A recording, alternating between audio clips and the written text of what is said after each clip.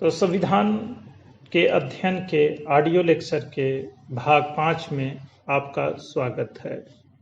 और इस लेक्चर में हम संविधान निर्माण की प्रक्रिया, संविधान सभा के गठन और जो तमाम समितियां थीं और कौन किस पद पर था और उसके जो कथानक हैं, वाचन हैं कि किस तरह से संविधान का निर्माण किया गया, उस पर चर्चा करेंगे। जैसा कि 1922 के एक अधिवेशन में महात्मा गांधी ने यह बात कही थी कि जो संविधान का निर्माण होगा वह भारतीयों के इच्छा अनुसार होगा।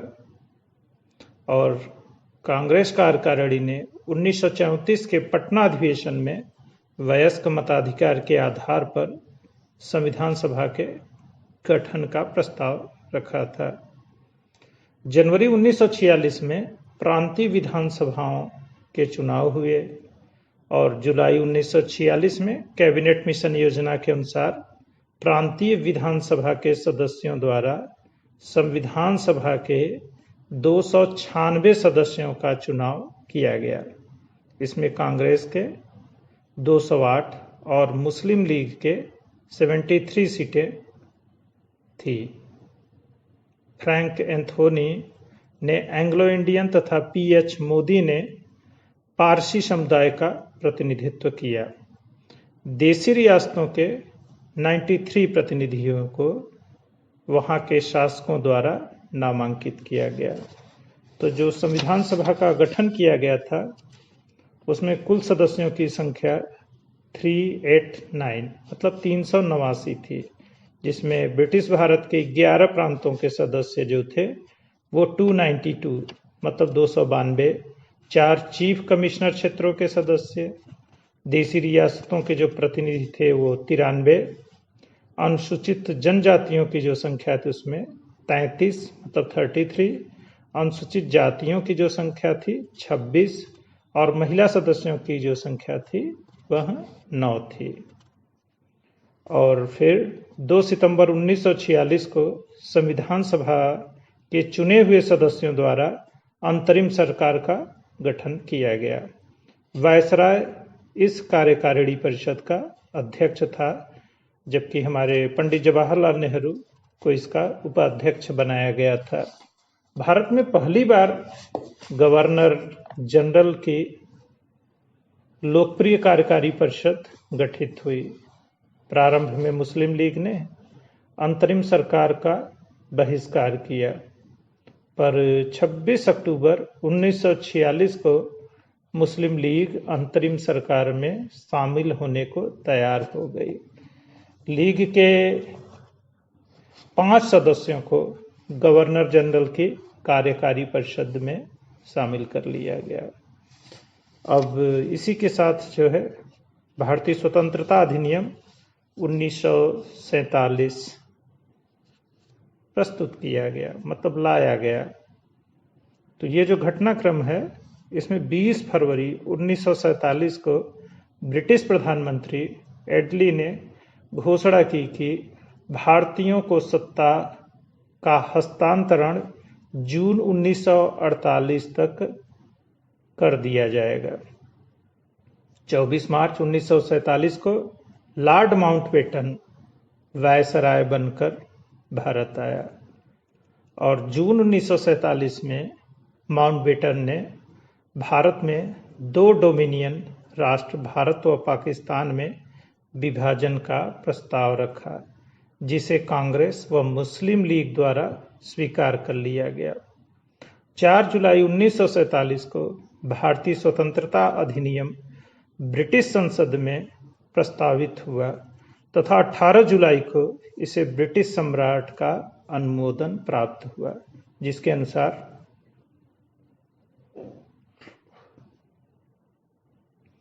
14-15 अगस्त 1947 को 2 स्वतंत्र डोमिनियन राज्य भारत व पाकिस्तान का गठन किया जाएगा। भारत व पाकिस्तान के लिए एक एक जनरल की नियुक्ति ब्रिटिश सम्राट द्वारा की जाएगी। देशी रियासतों को भारत या पाकिस्तान किसी भी अभिराज्य में शामिल होने या न होने का अधिकार होगा। दोनों अधिराज्यों की संविधान तथा संप्रभुता संपन्न होगी।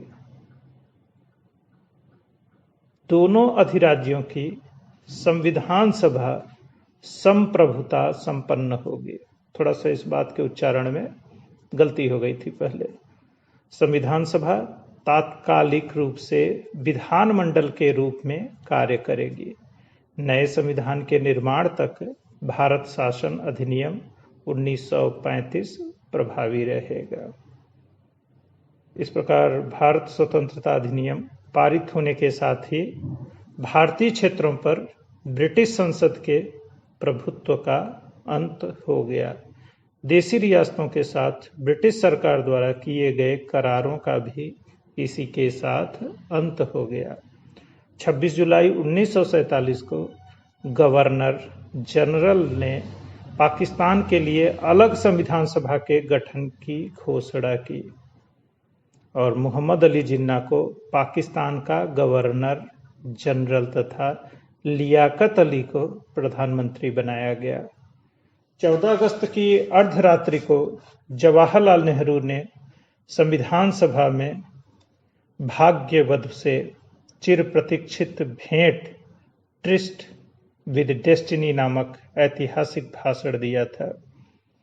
संविधान सभा ने लॉर्ड माउंटबेटन को स्वतंत्र भारत का प्रथम गवर्नर जनरल नियुक्त किया। पंडित जवाहरलाल नेहरू को स्वतंत्र भारत के प्रथम सरकार का प्रधानमंत्री चुना गया। दलित जाति संघ के डॉक्टर भीमराव अंबेडकर को विधि मंत्री, जबकि हिंदू महासभा के श्यामा प्रसाद मुखर्जी को उद्योग व आपूर्ति मंत्री बनाया गया। स्वतंत्रता प्राप्ति के बाद संप्रभुता संपन्न संविधान सभा की प्रथम बैठक 31 अक्टूबर 1947 को आयोजित की गई, जिसमें कुल 299 सदस्यों ने भाग लिया। 15 अगस्त 1947 से संविधान लागू होने तक संविधान लागू होने तक जो भारत का दर्जा था ब्रिटिश राष्ट्रकुल के डोमिनियन राष्ट्र का था।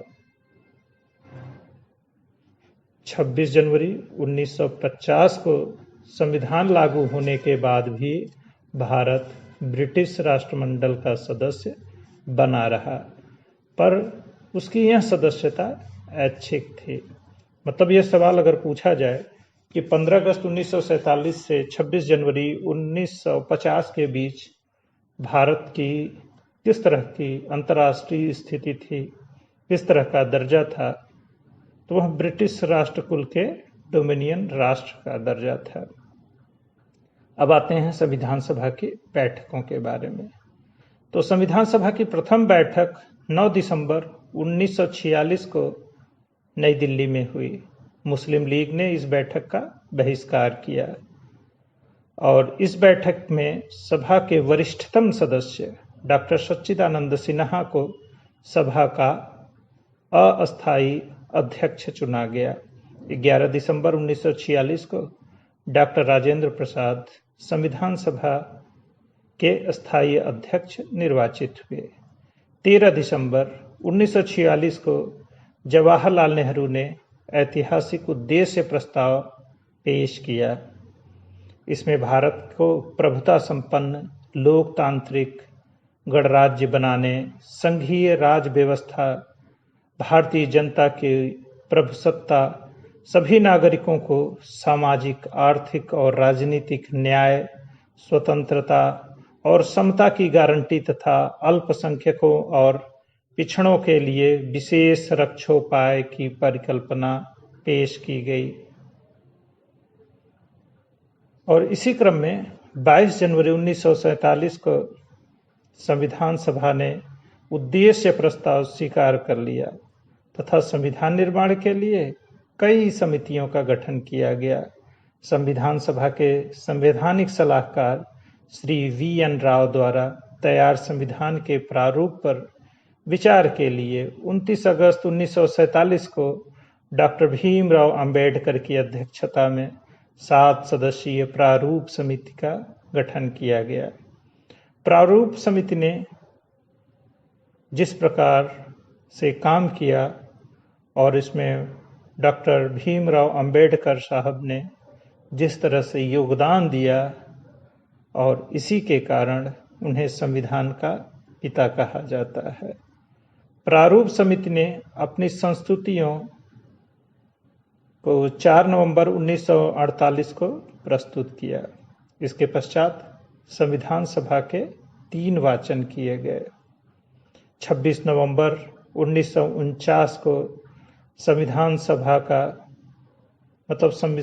सभा में संविधान का अंतिम प्रारूप तैयार कर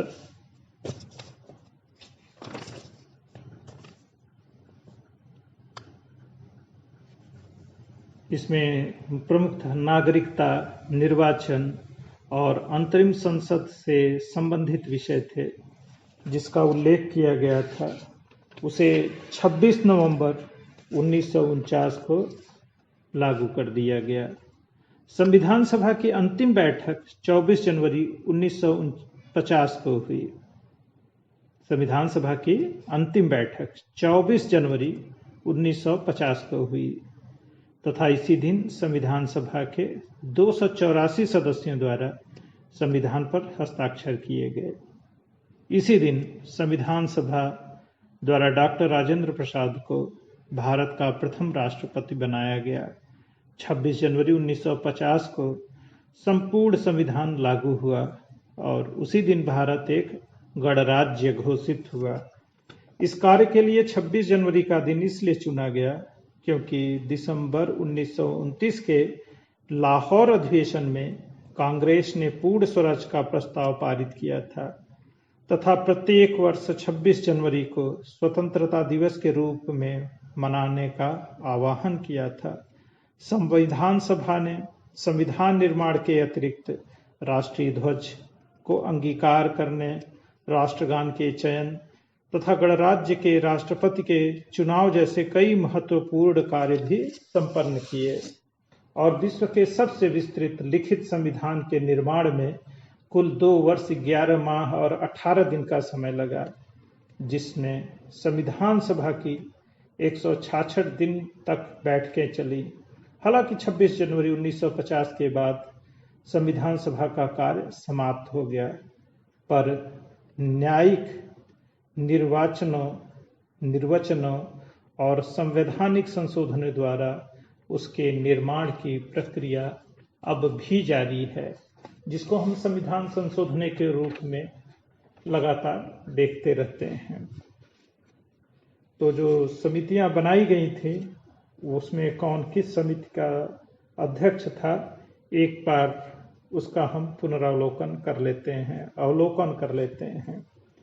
तो जो प्रारूप समिति थी उसके अध्यक्ष डॉक्टर भीमराव अंबेडकर थे। संविधान सभा के अस्थायी अध्यक्ष डॉक्टर सच्चिदानंद सिन्हा बने। संविधान सभा के अस्थायी अध्यक्ष डॉक्टर राजेंद्र प्रसाद चुने गए। संघ संविधान समिति के अध्यक्ष पंडित जवाहरलाल नेहरू। प्रांतीय संविधान समिति सरदार वल्लभ भाई पटेल। झंडा समिति के जो अस्थायी अध्यक्ष थे वह जेबी कृपलानी चुने गए और झंडा समिति के जो अस्थायी अध्यक्ष थे वह डॉक्टर राजेंद्र प्रसाद थे। अल्पसंख्यक परामर्श समिति, इसके अध्यक्ष डॉक्टर सरदार वल्लभ भाई पटेल और मूल अधिकार समिति के भी अध्यक्ष सरदार वल्लभ भाई पटेल ही थे। देशी रियासत समझौता वार्ता समिति के जो अध्यक्ष थे पंडित नेहरू थे और संचालन समिति के अध्यक्ष डॉक्टर राजेंद्र प्रसाद। तो इसमें इस तरह की चीजें चल रही हैं। अगर संविधान सभा के वाचन की तिथियों का क्रम और तिथियों के बारे में देखा जाए तो जो 3 वाचन हुए थे उसमें जो प्रथम वाचन है वह 4 नवंबर 48 से 9 नवंबर 1948 तक चला था। 4 नवंबर 1948 से 9 नवंबर 1948 और द्वितीय वाचन जो था 15 नवंबर 1948 से 17 अक्टूबर 1949 तक चला था और तृतीय और अंतिम वाचन जो है 14 नवंबर से 26 नवंबर 1949 तक चला था। और जो स्वतंत्र भारत का प्रथम मंत्रिमंडल था उसमें लॉर्ड माउंटबेटन अध्यक्ष या गवर्नर जनरल थे, पंडित जवाहरलाल नेहरू प्रधानमंत्री विदेश राष्ट्रमंडल संबंधी मामलों के प्रमुख थे और सरदार वल्लभ भाई पटेल उप प्रधानमंत्री गृह सूचना व प्रसारण देशी रियासत मामले उनके पास थे। डॉक्टर राजेंद्र प्रसाद के पास खाद्य एवं कृषि विभाग था। डॉक्टर अबुल कलाम आजाद शिक्षा मंत्री थे। डॉक्टर जॉन मथाई रेलवे एवं परिवहन, सरदार बलदेव सिंह रक्षा मंत्रालय, जगजीवन राम श्रम, CH भाभा वाणिज्य, रफी अहमद किदवई संचार, राजकुमारी अमृत कौर स्वास्थ्य, डॉक्टर BR अम्बेडकर विधि, डॉक्टर श्यामा प्रसाद मुखर्जी उद्योग एवं आपूर्ति और NV गाडगिल खदान कार्य एवं ऊर्जा, RK शनमुगम शेट्टी इन्हें वित्त मामले दिए गए थे। तो इस तरीके से संविधान के निर्माण की प्रक्रिया पूरी हुई और हमने अपने लिए एक संविधान प्राप्त कर लिया। आइए इसी क्रम में पंडित जवाहरलाल नेहरू द्वारा 13 दिसंबर 1946 को जो उद्देश्य प्रस्ताव प्रस्तुत किया गया था उसका एक विश्लेषण करते हैं, एक चर्चा करते हैं, जिसमें क्या कहा गया था।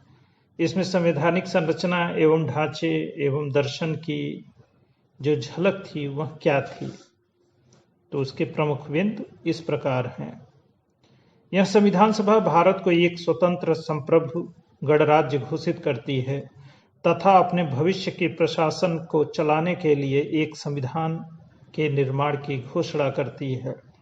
ब्रिटिश भारत में शामिल सभी क्षेत्र, भारतीय राज्यों में शामिल सभी क्षेत्र तथा भारत से बाहर के इस प्रकार के सभी क्षेत्र तथा अन्य क्षेत्र जो इसमें शामिल होना चाहेंगे भारतीय संघ का हिस्सा होंगे।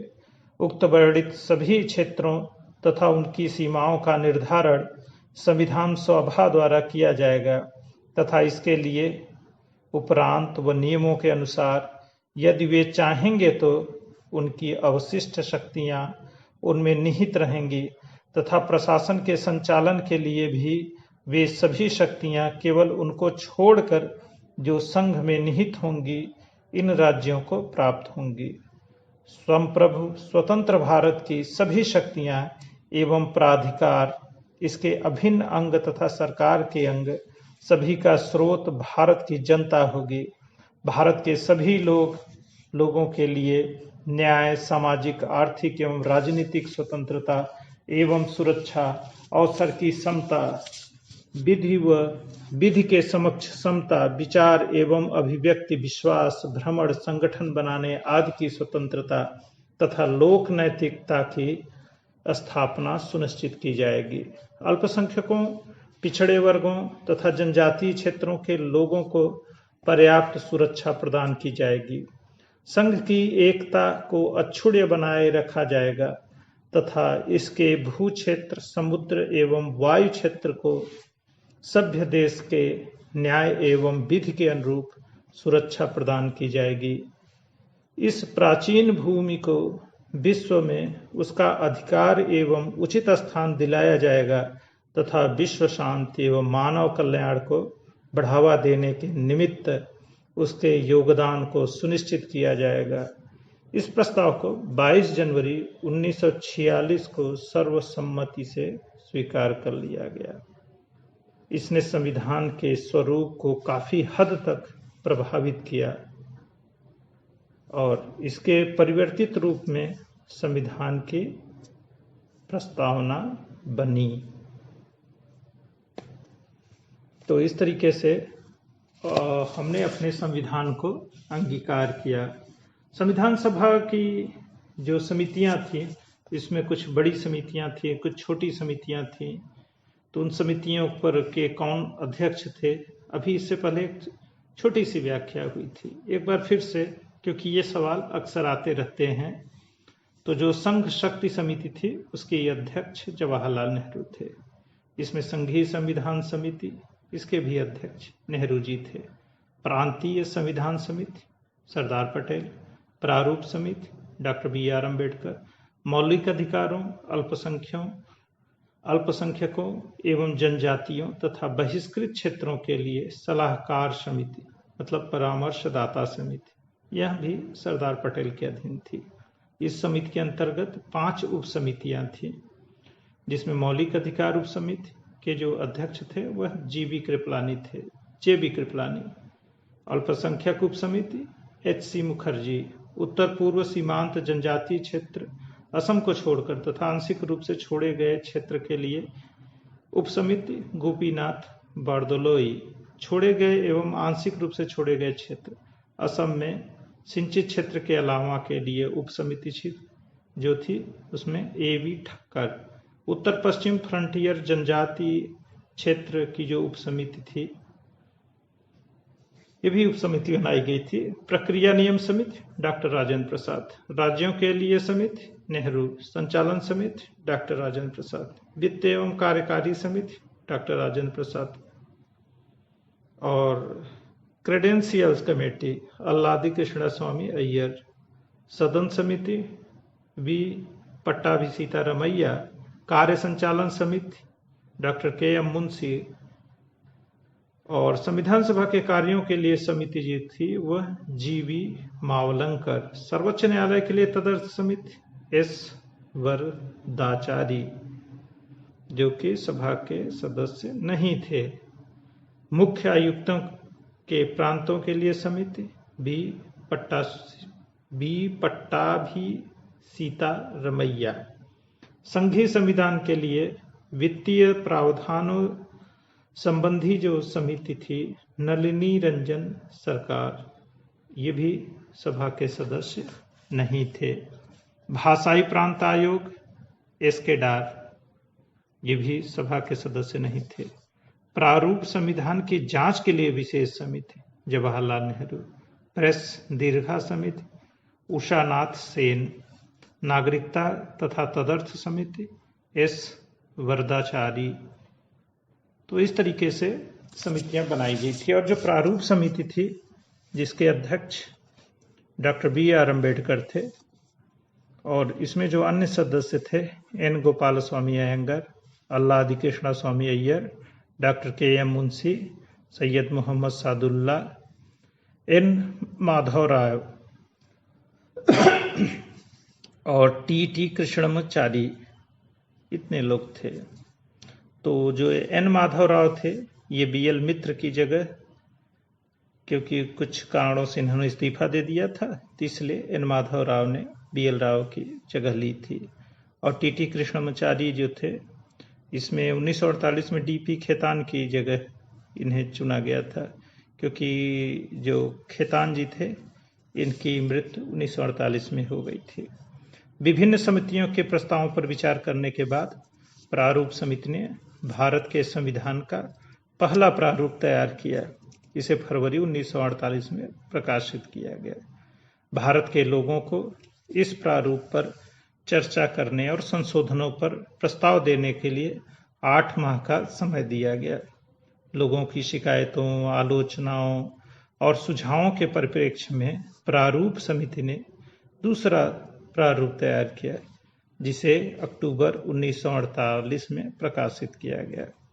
प्रारूप समिति ने अपना प्रारूप तैयार करने में 6 माह से भी कम का समय लिया था। इस दौरान कुल 141 बैठकें हुई थीं। आइए कुछ अन्य महत्वपूर्ण तथ्यों पर भी विचार करते हैं। संविधान सभा द्वारा हाथी को प्रतीक मुहर के रूप में अपनाया गया था। बड़े इंटरेस्टिंग चीजें हैं। और सर बी.एन. राव को संविधान सभा के लिए संवैधानिक सलाहकार मतलब कानूनी सलाहकार के रूप में नियुक्त किया गया था। H.V.R. अयंगर को संविधान सभा का सचिव नियुक्त किया गया था। L.N. मुखर्जी को संविधान सभा का मुख्य प्रारूपकार चीफ ड्राफ्टमैन नियुक्त किया गया था।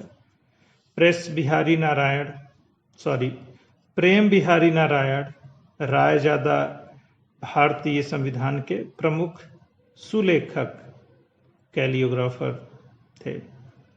मूल संविधान एक प्रवाहमय शैली में उनके द्वारा हस्तलिखित किया गया था।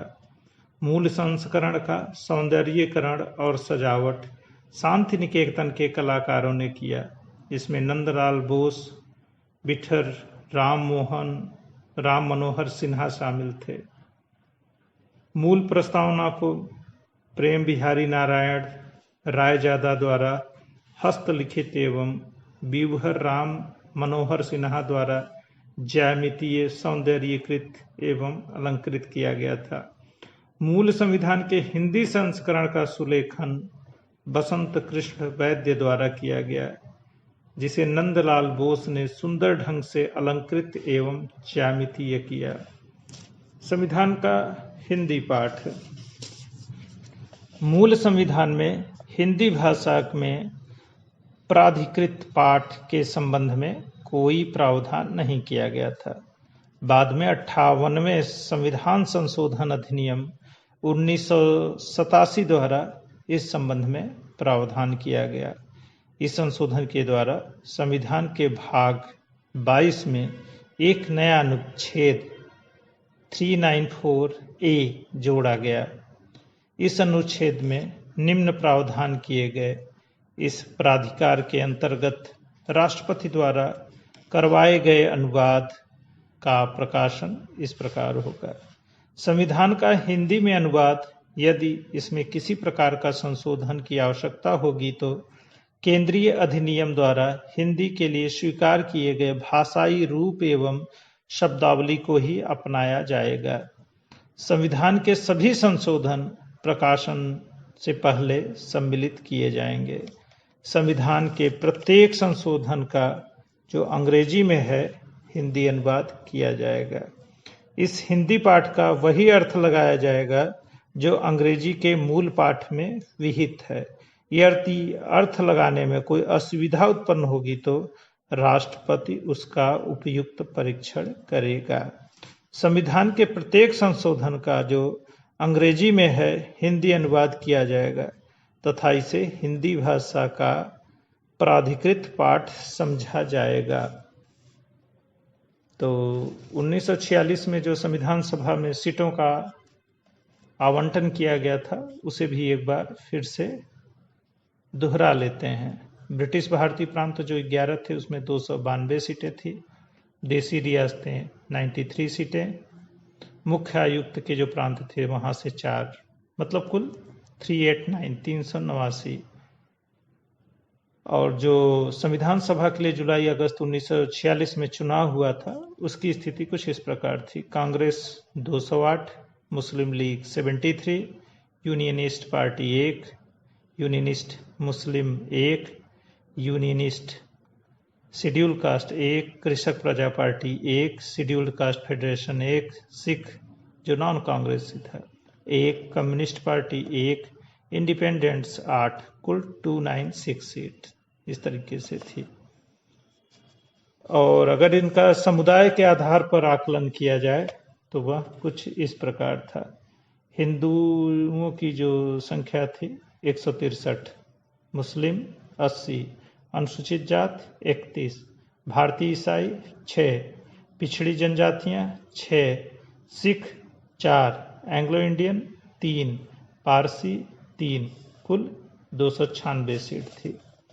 और अब प्रांतों के आधार पर भी सीटों को समझ लिया जाए तो जो ए श्रेणी के जो भारतीय प्रांत थे जहां से 229 सीटें आ रही थी, इसमें मद्रास से 49 सीटें थी, बॉम्बे से 21, पश्चिम बंगाल से 19, संयुक्त प्रांत से 55, पूर्वी पंजाब 12, बिहार से 36, मध्य प्रांत एवं बराड़ से 17, असम से 8, उड़ीसा से 9, दिल्ली से 1, अजमेर मारवाड़ से 1, कुर्ग से 1।